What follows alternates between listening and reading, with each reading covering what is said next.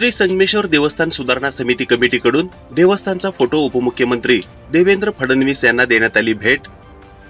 हत्तरसंग cuddle येथील श्री संगमेश्वर मंदिर परिसर सुधारणा समितीच्या माध्यमातून मागील काही दिवसांपासून पर्यटन विकास कामासाठी निधी 173 कोटी उपलब्ध करून देण्यासाठी आमदार सुभाष देशमुख अखंड प्रयत्नात आहेत। याच पार्श्वभूमीवर एक आठवण म्हणून शासनापर्यंत मंदिर समितीचा प्रोजेक्ट पोहोचावा म्हणून आमदार देशमुख व श्री संगमेश्वर सुधारणा समिती हत्तरसंग कुडल संगम व तमाम गावातील नागरिक मिळून उपमुख्यमंत्री यांना फोटो भेट देण्यात आली।